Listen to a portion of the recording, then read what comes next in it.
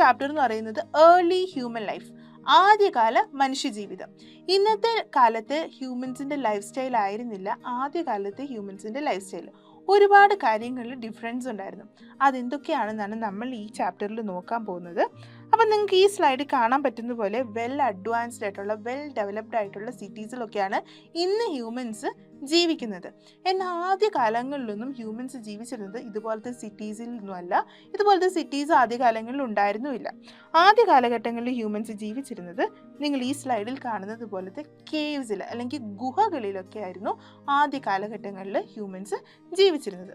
അപ്പം ആ കാലഘട്ടത്തിലെ അവരുടെ ആക്ടിവിറ്റീസ്, അവരുടെ ഫുഡ്, ക്ലോത്ത്സ്, എങ്ങനെയാണ് അവർ ഓരോ കാലഘട്ടങ്ങളിലും അഡ്വാൻസ്ഡ് ആയിട്ട് വന്നത് എന്നൊക്കെയാണ് നമ്മൾ ഈ ചാപ്റ്ററിൽ ഡിസ്കസ് ചെയ്യാൻ പോകുന്നത്. ഓക്കെ, അപ്പോൾ നമുക്ക് നമ്മുടെ ഈ ചാപ്റ്റർ ഒരു കഥ പറഞ്ഞുകൊണ്ട് തുടങ്ങാം. ഈ കഥ സംഭവിക്കുന്നത് ഫ്രാൻസിലാണ്. ഫ്രാൻസിൽ ഒരു വില്ലേജിൽ 2 കുട്ടികളുണ്ടായിരുന്നു. ഒരാളുടെ പേര് അലക്സാണ്ടർ, ഒരാളുടെ പേര് ലൂയിസ്. ഇനി ഇവർക്കൊരു പട്ടി ഉണ്ടായിരുന്നു. പട്ടിയുടെ പേര് ടൈഗർ.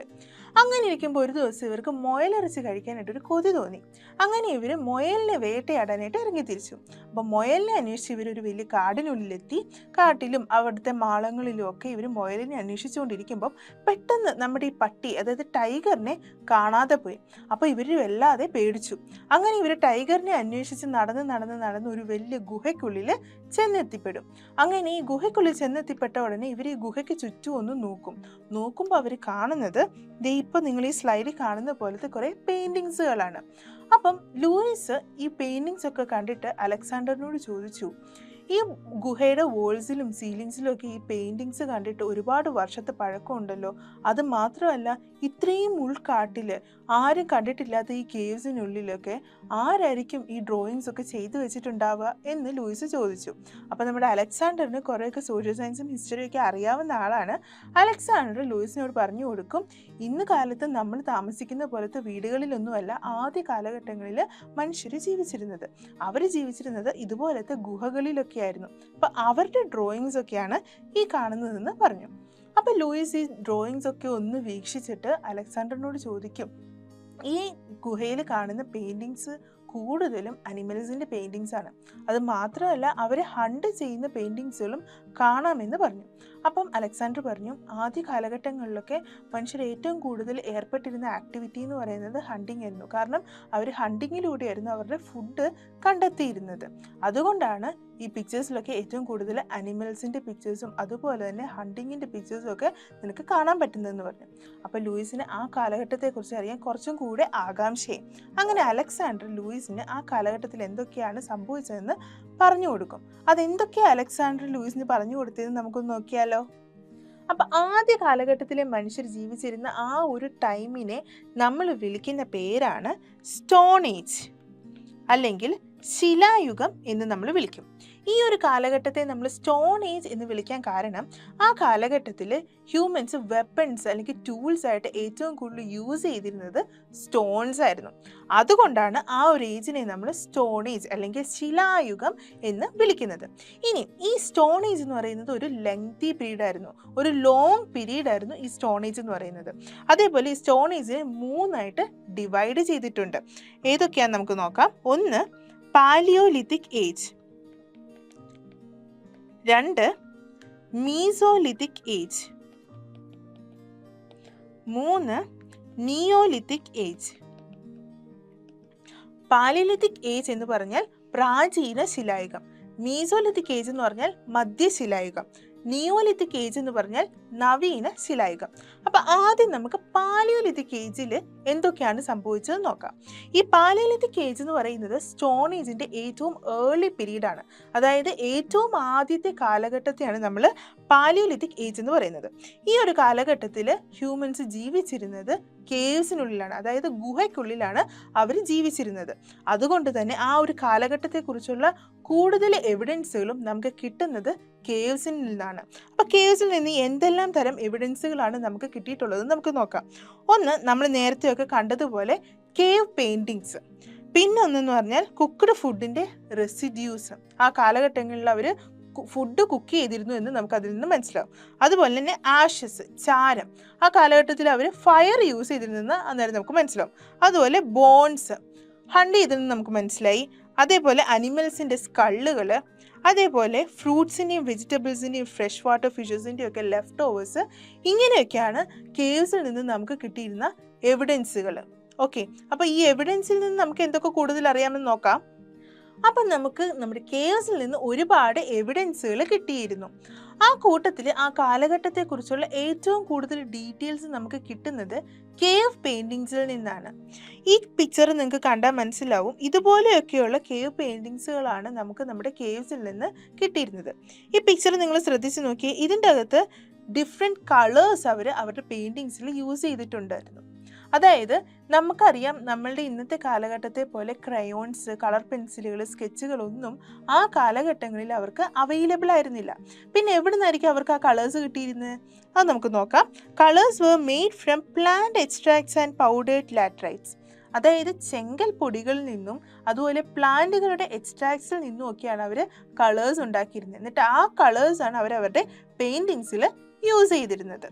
ഇനി അതേപോലെ തന്നെ പാലിയോലിത്തിക് ഹ്യൂമൻസിൻ്റെ ഏറ്റവും ആക്റ്റീവായിട്ടുള്ള ഒരു പ്രോഗ്രാമായിരുന്നു ഹണ്ടിങ് എന്ന് പറയുന്നത്. അതായത് ഹണ്ടിങ്ങിൽ അവർ വളരെ ആക്റ്റീവായിരുന്നു. കാരണം ഹണ്ടിങ്ങിലൂടെയാണ് അവരുടെ ഫുഡ് മെയിനായിട്ട് കണ്ടെത്തിയിരുന്നത്.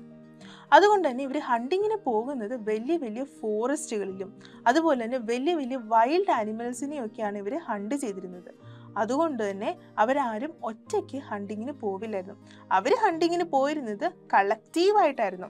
ദേ ഹണ്ടഡ് കളക്റ്റീവ്ലി, അല്ലെങ്കിൽ ഒരു കൂട്ടത്തോടെ, ഒരു ഗ്രൂപ്പായിട്ട് അല്ലെങ്കിൽ ഒരു ടീമായിട്ടായിരുന്നു അവർ ഹണ്ടിങ്ങിന് പോയിരുന്നത്. അത് മാത്രമല്ല, ഈ ഒരു ഹണ്ടിങ്ങിന് പോകുന്ന ഗ്രൂപ്പിനെ ലീഡ് ചെയ്യാൻ അവർക്കൊരു ലീഡറും ഉണ്ടായിരുന്നു.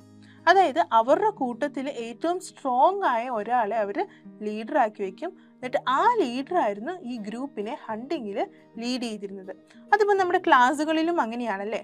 അതായത് നമ്മുടെ കൂട്ടത്തിൽ ഏറ്റവും സ്മാർട്ടായിട്ടുള്ള ഒരാളെ ആയിരിക്കും നമ്മൾ ലീഡറായിട്ട് വയ്ക്കുക. അതേപോലെ തന്നെയായിരുന്നു ആ കാലഘട്ടങ്ങളിലും അവരുടെ കൂട്ടത്തിൽ ഏറ്റവും സ്ട്രോങ് ആയിട്ടുള്ള ആളെ അവർ ലീഡറാക്കി വയ്ക്കും. എന്നിട്ട് അവർ കൂട്ടത്തോടെ ഒരുമിച്ച് ഹണ്ടിങ്ങിന് പോകുമായിരുന്നു. ഇനി അതേപോലെ തന്നെ there was no gender difference in hunting. അവർക്ക് ഹണ്ടിങ്ങിൽ ജെൻഡർ ഡിഫറൻസുകളില്ലായിരുന്നു. അതായത് സ്ത്രീകളും ഹണ്ടിങ്ങിന് പോകുമായിരുന്നു, പുരുഷന്മാരും ഹണ്ടിങ്ങിന് പോകുമായിരുന്നു. ഇങ്ങനെ ഇവരെല്ലാം കൂടെ കൂട്ടത്തോടെ ഹണ്ടിങ്ങിന് പോയി കൊണ്ടുവരുന്ന അനിമൽസിൻ്റെ ഫ്ലഷാണ് ആ കാലഘട്ടങ്ങളിൽ ഹ്യൂമൻസ് കഴിച്ചിരുന്നത്.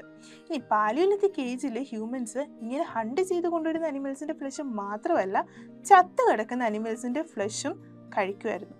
ഓക്കെ, ഇനി ഞാൻ പറഞ്ഞ പോലെ അവർ ഹണ്ടിങ്ങിൽ വളരെ ആക്റ്റീവായിരുന്നു. അപ്പോൾ ഹണ്ടിങ്ങിന് അവർക്ക് വെപ്പൺസ് ആവശ്യമായിരുന്നു. ആ കാലഘട്ടങ്ങളിൽ അവർ ഏറ്റവും കൂടുതൽ യൂസ് ചെയ്തിരുന്ന വെപ്പൺസ് എന്ന് പറയുന്നത് സ്റ്റോൺസ് ആയിരുന്നു, അല്ലെങ്കിൽ സ്റ്റോൺ കൊണ്ടുള്ള വെപ്പൺസ് ആയിരുന്നു ഏറ്റവും കൂടുതൽ അവർ യൂസ് ചെയ്തിരുന്നത്. ഇനി അത് മാത്രമല്ല, they used bones of animals. Hunt ചെയ്ത് കൊണ്ടുവരുന്ന അനിമലിൻ്റെ ബോണ് അടുത്ത പ്രാവശ്യം ഹണ്ടിങ്ങിന് പോകുമ്പോൾ അവർ വെപ്പണായിട്ട് യൂസ് ചെയ്യും. അതുപോലെ തന്നെ അനിമൽസിൻ്റെ കൊമ്പുകൾ, അതുപോലെ പീസസ് ഓഫ് വുഡ്, തടി കഷ്ണങ്ങൾ, ഇതൊക്കെയായിരുന്നു ആ കാലഘട്ടങ്ങളിൽ അവർ വെപ്പൺസായിട്ട് മെയിനായിട്ട് യൂസ് ചെയ്തിരുന്നത്. ഓക്കെ, ഇനി ഇതേപോലെ തന്നെ ആ കാലഘട്ടങ്ങളിൽ അവർ ധരിച്ചിരുന്ന വസ്ത്രം എന്ന് പറയുന്നത് it was made of hide and bark. അതായത് ഹൈഡ് എന്ന് പറഞ്ഞാൽ അനിമൽസിൻ്റെ സ്കിന്ന് കൊണ്ടും അതുപോലെ ട്രീസിൻ്റെ സ്കിൻ, അതായത് ട്രീയുടെ ബാർക്ക് കൊണ്ടൊക്കെയായിരുന്നു ആ കാലഘട്ടങ്ങളിൽ ക്ലോത്ത്സ് ഉണ്ടാക്കിയിരുന്നത്. അതായത് അനിമൽസിൻ്റെ സ്കിന്ന് കൂട്ടി തുന്നിയും ട്രീയുടെ സ്കിന്ന് കൂട്ടി തുന്നിയൊക്കെയാണ് ആ കാലഘട്ടങ്ങളിൽ അവർ ക്ലോത്ത്സ് യൂസ് ചെയ്യുന്നത്. ഇനി കൂട്ടി തുന്നാനായിട്ട് അവർ യൂസ് ചെയ്തിരുന്നത് ഇന്നത്തെ പോലത്തെ നീഡിൽസ് ഒന്നുമല്ല. അവർക്ക് അതൊന്നും അവൈലബിൾ ആയിരുന്നില്ല. അന്ന് അവർ യൂസ് ചെയ്തിരുന്നത് അനിമൽസിൻ്റെ ബോൺസ് ആണ്. അനിമൽസിൻ്റെ ചെറിയ ചെറിയ ബോൺസുകൾ അവർ നീഡിലായിട്ട് യൂസ് ചെയ്ത് ഇതുപോലെ അനിമൽസിൻ്റെ സ്കിന്നും അതുപോലെ ട്രീസിൻ്റെ ബാർക്കും ഒക്കെ കൂട്ടി തുന്നിയാണ് അവർ ക്ലോത്ത്സ് ആയിട്ട് യൂസ് ചെയ്തിരുന്നത്. ഓക്കെ, അപ്പോൾ ക്ലിയർ അല്ലേ ഇത്രയും? അപ്പോൾ ഈ പാലിയോലിത്തിക് ഏജിൽ ഹ്യൂമൻസ് ഒരുപാട് സ്കില്ലുകൾ ഡെവലപ്പ് ചെയ്തെടുത്തിരുന്നു. അതൊക്കെ എന്തൊക്കെയാണെന്ന് നമുക്ക് നോക്കാം. First one, stone statues were made. അതായത് കല്ലുകളിൽ അവർ രൂപങ്ങൾ കൊത്തുമായിരുന്നു. അതായത് പ്രതിമകളെ, കല്ലുകൊണ്ട് പ്രതിമകളെ അവർ ഉണ്ടാക്കുമായിരുന്നു. അങ്ങനെ ഒരു സ്കില്ല് അവർ ഡെവലപ്പ് ചെയ്തെടുത്തു. അതേപോലെ തന്നെ pictures were drawn on bones and horns of animals and on caves and rocks. നമ്മൾ നേരത്തെ കണ്ട പോലെ തന്നെ കേവ്സിലൊക്കെ അവർ നന്നായിട്ട് പിക്ചേഴ്സ് വരയ്ക്കുമായിരുന്നു. ഇനി അവർ ആ കാലഘട്ടങ്ങളിൽ കേവ്സിൽ മാത്രമല്ല പിക്ചർ വരച്ചിരുന്നത്, റോക്സിലും അനിമൽസിൻ്റെ ബോൺസിലും ഹോൺസിലും ഒക്കെ അവർ പിക്ചേഴ്സ് വരയ്ക്കുമായിരുന്നു.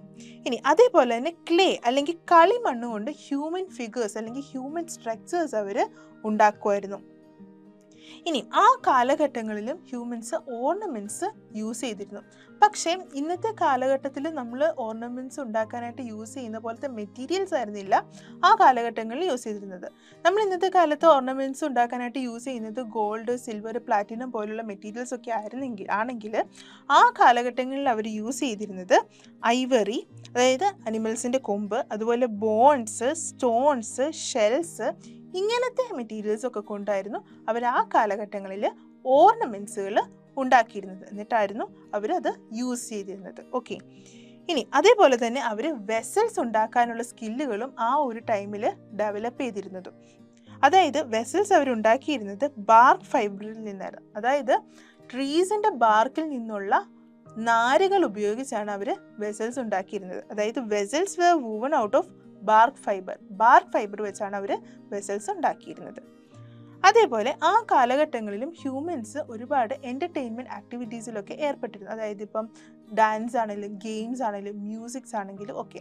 അതുകൊണ്ട് തന്നെ അവർ അനിമൽസിൻ്റെ ബോൺസ് വെച്ച് ഫ്ലൂട്ട് പോലത്തെ ഇൻസ്ട്രുമെൻറ്റ്സ് ഒക്കെ ഉണ്ടാക്കി അവരത് യൂസ് ചെയ്യുമായിരുന്നു. Okay, so flute like wind instruments were made from bones of animals. Okay, ഇനി നമുക്ക് ഈ പാലിയോലിത്തിക് ഏജുമായിട്ട് ബന്ധപ്പെട്ടിട്ടുള്ള എവിഡൻസുകളൊക്കെ ഇന്ത്യയിൽ നിന്നും നമുക്ക് കിട്ടിയിട്ടുണ്ട്. അതുപോലെ ഇന്ത്യയിൽ നിന്ന് കിട്ടിയിട്ടുള്ള ഈ എവിഡൻസുകൾ കിട്ടിയിട്ടുള്ള സൈറ്റുകളെ നമ്മൾ പാലിയോലിത്തിക് സൈറ്റ് എന്ന് വിളിക്കും. അപ്പോൾ ഇന്ത്യയിലെ പാലിയോലിത്തിക് സൈറ്റിന് എക്സാമ്പിളാണ് മധ്യപ്രദേശിലെ ഭിംബേത്ക റോക്ക് ഷെൽട്ടർ. അപ്പോൾ ഭിംബേത്ക റോക്ക് ഷെൽട്ടറുകളിൽ നിന്ന് നമുക്ക് പാലിയോലിത്തിക് ഏജുമായിട്ട് റിലേറ്റഡ് ആയിട്ടുള്ള ഒരുപാട് ഡീറ്റെയിൽസ് കിട്ടിയിട്ടുണ്ട്. അതേപോലെ തന്നെ ഒരു കേവ്സ് ആണ് കർണൂൽ കേവ്സ്. ഇത് ആന്ധ്രാപ്രദേശിലുള്ളതാണ് കർണൂൽ കേവ്സ്. അതുപോലെ കർണൂൽ കേവ്സിൽ നിന്നും നമുക്ക് ഇതുപോലെ എവിഡൻസുകൾ, കേവ് പെയിൻറ്റിങ്സും കാര്യങ്ങളും ഒക്കെ നമുക്ക് കിട്ടിയിട്ടുണ്ട്. ഓക്കെ, അപ്പം പാലിയോലിത്തിക് ഏജ് ക്ലിയർ അല്ലേ എല്ലാവർക്കും?